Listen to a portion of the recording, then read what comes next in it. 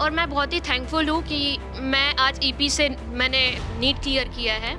जब मैंने ईपी के रिज़ल्ट देखे तो मुझे ऐसा लगा कि मुझे 11th में एडमिशन अपना ईपी में लेना चाहिए as compare to Allen Kota Sikar, क्योंकि यहाँ पे रिज़ल्ट काफ़ी अच्छा देखने को मिला था कि आज मेरी बेटी ईपी से डॉक्टर बनी। हमें अब नीट और आईआईटी करना है तो हमें कोटा सीकर या फिर कहीं बाहर जाना चाहिए। आप यहाँ रहे, आपकी जो पूरी जर्नी रही उसमें इंजीनियर्स पॉइंट के टीचर्स और इंजीनियर्स पॉइंट का कितना बड़ा योगदान है। उस हिसाब से मेरा भाई जब एलन कोटा में 2-3 साल मतलब पढ़कर आया तो उसने भी मुझे यही रिव्यू दिया कि तू बड़ी कोचिंग में मत जा, जब यहाँ पर अपने पास ईपी है, ईपी जैसी कोचिंग है तो क्यों ना हम यहीं पे लें। कि मतलब यहाँ से जब इतना अच्छा रिजल्ट आ सकता है तो मेरे हिसाब से बेटर तुझे ईपी रहेगा कि मतलब आप कोटा, जीसीआई, सीकर वगैरह कहीं पे भी अदर ब्रांडेड कोचिंग में जाते हो तो धीरे धीरे मैं यही कहना चाहती हूँ कि मतलब ईपी भी एक दिन ज़रूर ऑल इंडिया रैंक 100 ज़रूर लाएगा। मुझे टीचर पर इतना मतलब विश्वास है कि आगे फ्यूचर में ज़रूर देखने को मिलेगा आपको। आप यहाँ पर ईपी में रहे, डाउट वगैरह आपकी जो जर्नी रही पढ़ाई के दौरान टीचर्स ने किस तरीके से आपको मोटिवेट किया? कोटा सीकर जैसी भीड़ से बच कर के बच्चा ईपी में आ रहा है तो हम भी एक बात कहेंगे, कोटा सीकर क्यों जाना जब सिलेक्शन हो रहे ईपी से।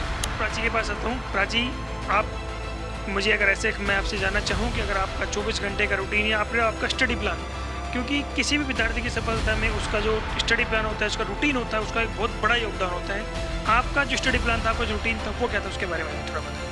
और मेरा यही है कि अगर कोई भी नीट की तैयारी कर रहा है तो सबसे मेन फोकस रखो, अपने डाउट मतलब मत छोड़ो कि हम आज नहीं तो कल पूछते हैं। मेरा पॉइंट ऑफ व्यू होता है कि अगर तुम ये वाली गलती कर रहे हो तो कहीं ना कहीं अपने आप को लैग कर रहे हो। नमस्कार, इंजीनियर्स पॉइंट खैरतल की सक्सेस स्टोरी में आज हमारी टीम पहुंची है खैरतल तिजारत जिले के किशनगढ़ तहसील के गांव बम्बोरा में। गांव बम्बोरा की एक लाडली बेटी प्राची ने हाल ही में रीनीट 2026 का जब रिजल्ट आया तो उसमें बहुत शानदार कहें कि अब रैंक हासिल की है और आज हमारे इनके घर पर आए हैं। इनकी माताजी पिताजी हमारे साथ है, संस्था निदेशक आजाद सर है, प्रिंसिपल सर हैं। प्राची, सबसे पहले आपको बहुत बहुत बधाई और आप अपनी सफलता का इस तरीके से देना चाहेंगे। Thankful to all my staff. मेरा नाम प्राची है। मैंने all India rank 11,267 in OBC category score की है। मैंने 10th पास आउट की थी सेंट एंसलम स्कूल अलवर से। जब मैंने ईपी के रिजल्ट देखे तो मुझे ऐसा लगा कि मुझे 11th में एडमिशन अपना ईपी में लेना चाहिए as compare to Allen Kota Sikar, क्योंकि यहाँ पे रिजल्ट काफ़ी अच्छा देखने को मिला था।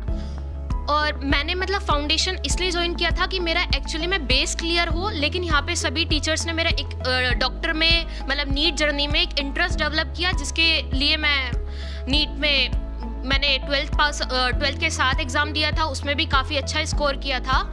और मतलब यहीं से फिर मैंने अपना ड्रॉप आउट ईयर भी यहीं से किया था और मुझे काफ़ी मतलब एक कॉन्फिडेंस लेवल इंक्रीज़ होते हुए दिखा था जब मैं यहाँ पे 12th में थी।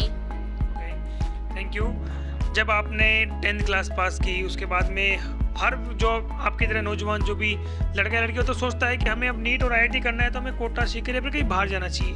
आप यहाँ रहे, आपकी जो पूरी जर्नी रही उसमें इंजीनियर्स पॉइंट के टीचर्स और इंजीनियर्स पॉइंट का कितना बड़ा योगदान है वो आप हमें थोड़ा, जो आपकी 11th और 12th की जर्नी रही, कभी आपको अप्स एंड डाउन भी आए होंगे आपकी जर्नी के दौरान, कभी ऐसे लगा होगा शायद मैं डॉक्टर बन पाऊंगे या नहीं, उसके बारे में आप हमें थोड़ा बताएं। जब मैं 11th में इनिशियल स्टेज में थी कि मतलब एडमिशन लिया ही था तो उस टाइम मुझे ऐसा लग रहा था हो भी पाएगा या नहीं भी हो पाएगा, लेकिन बाद में मनोज सर, कपिल सर और काफ़ी स्टाफ ने मुझे ऐसा समझाया कि तू कर सकती है। कि मतलब एक नीट की जर्नी में ये होता है कंसिस्टेंसी बनाए रखो।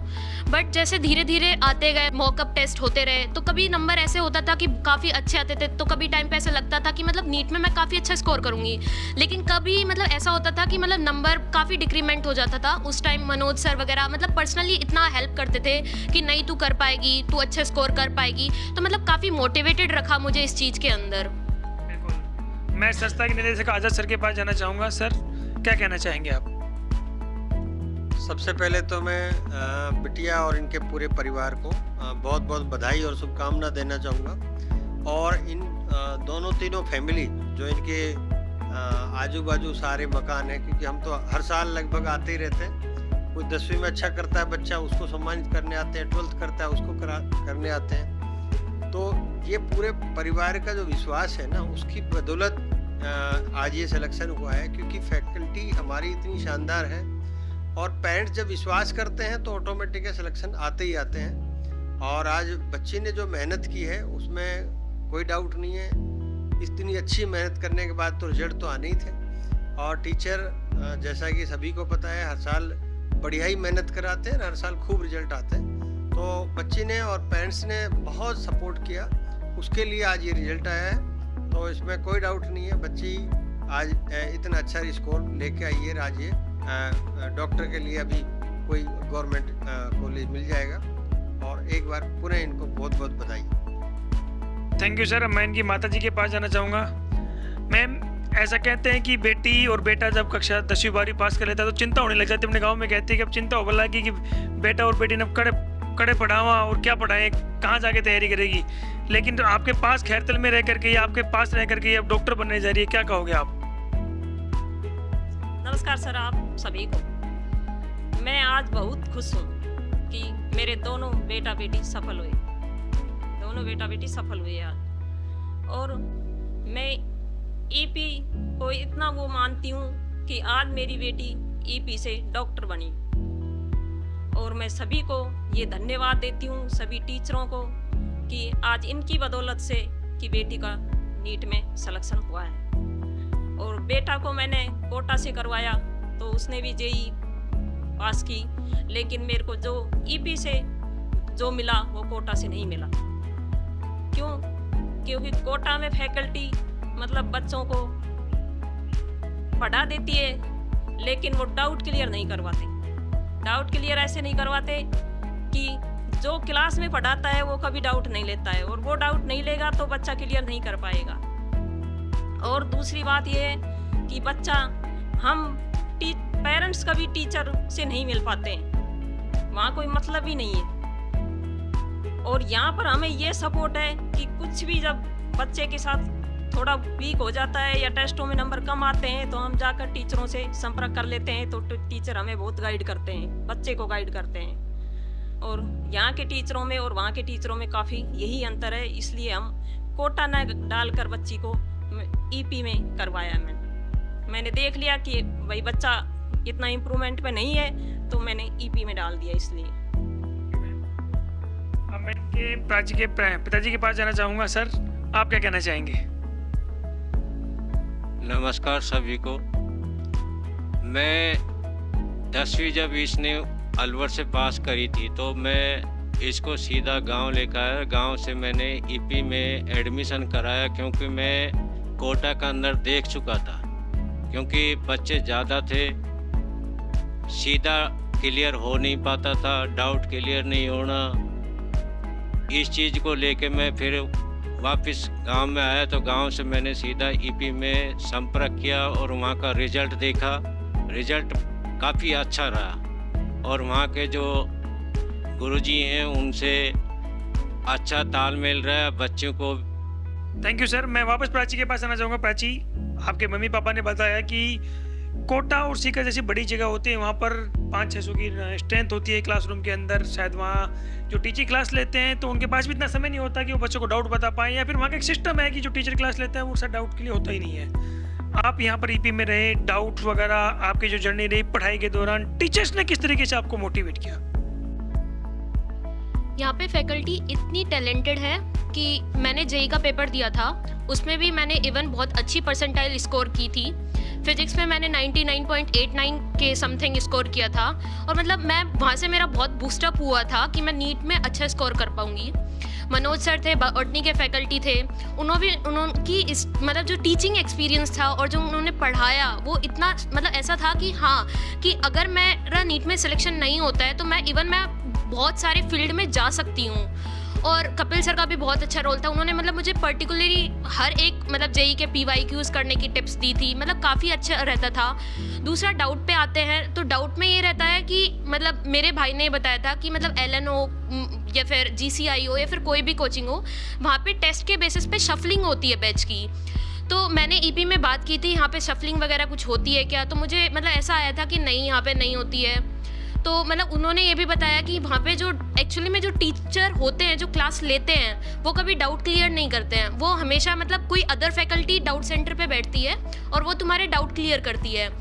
तो उस हिसाब से मेरा भाई जब एलन कोटा में 2-3 साल मतलब पढ़कर आया तो उसने भी मुझे यही रिव्यू दिया कि तू बड़ी कोचिंग में मत जा, जब यहाँ पर अपने पास ईपी है, ईपी जैसी कोचिंग है तो क्यों ना हम यहीं पे ले, कि मतलब यहाँ से जब इतना अच्छा रिजल्ट आ सकता है तो मेरे हिसाब से बेटर तुझे ईपी रहेगा कि मतलब आप कोटा, GCI सीकर वगैरह कहीं पे भी अदर ब्रांडेड कोचिंग में जाते हो। तो धीरे धीरे मैं यही कहना चाहती हूँ कि मतलब ईपी भी एक दिन ज़रूर ऑल इंडिया रैंक 100 ज़रूर लाएगा। मुझे टीचर पर इतना मतलब विश्वास है कि आगे फ्यूचर में ज़रूर देखने को मिलेगा आपको। थैंक यू बेटा।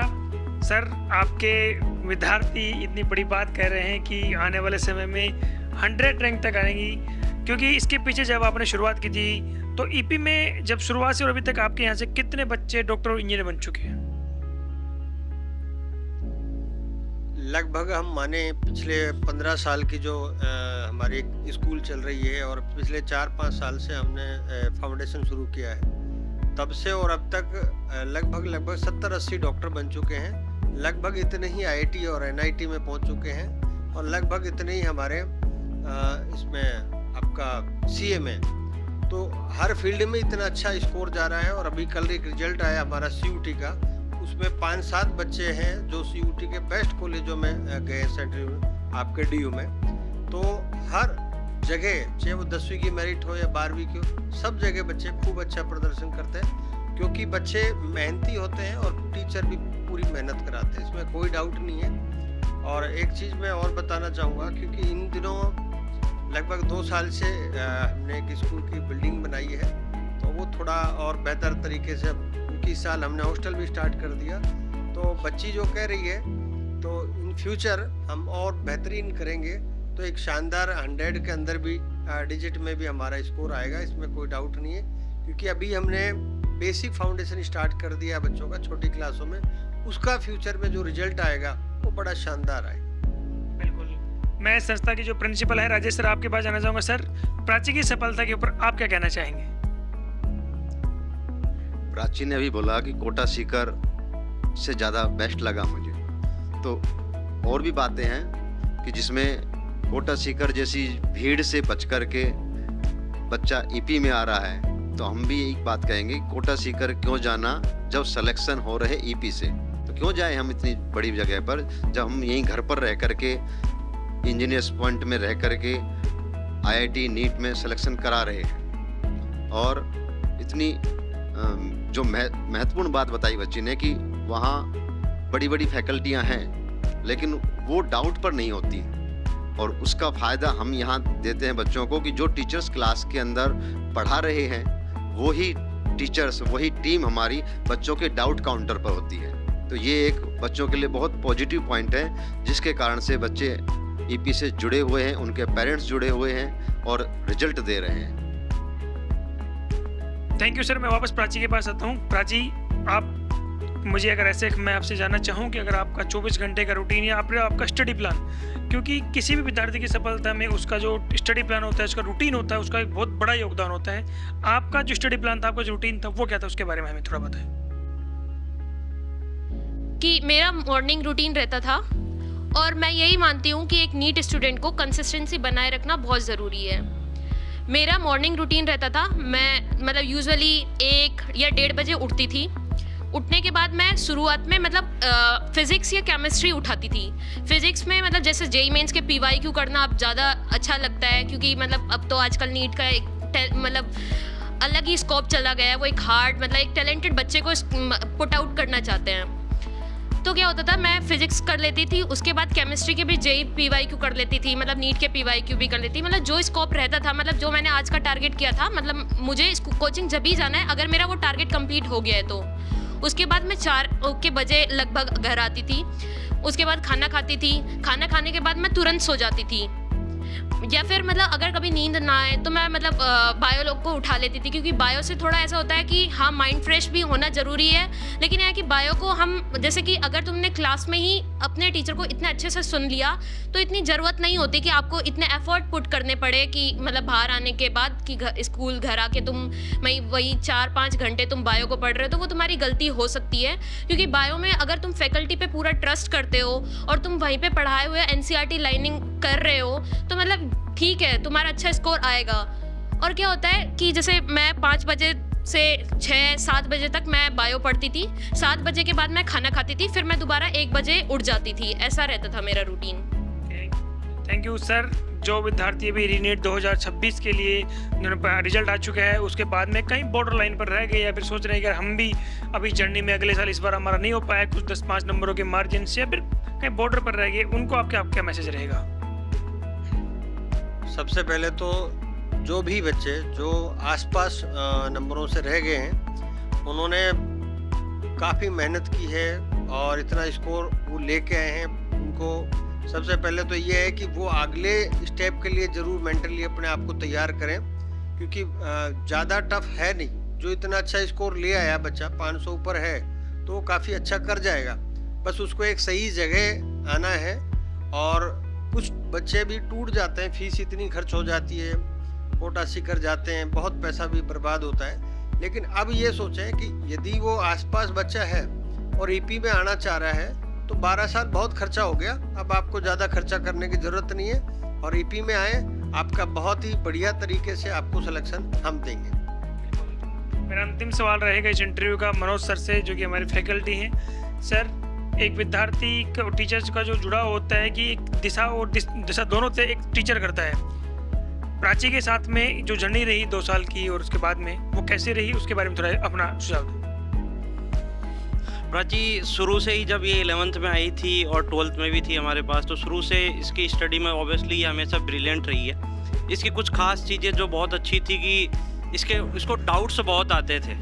डाउट्स आने का मतलब अगर मैं बोलूँ तो कोई भी पेपर होता था, जैसे आज पेपर हुआ, तो कुछ बच्चे ऐसे होते हैं कि ठीक है आज नहीं, मैं कल डाउट पूछ लूँगी। इसकी ये खासियत होती थी कि अगर इसको पेपर में कोई भी डाउट है तो वो उसी दिन डाउट क्लियर करके जाती थी।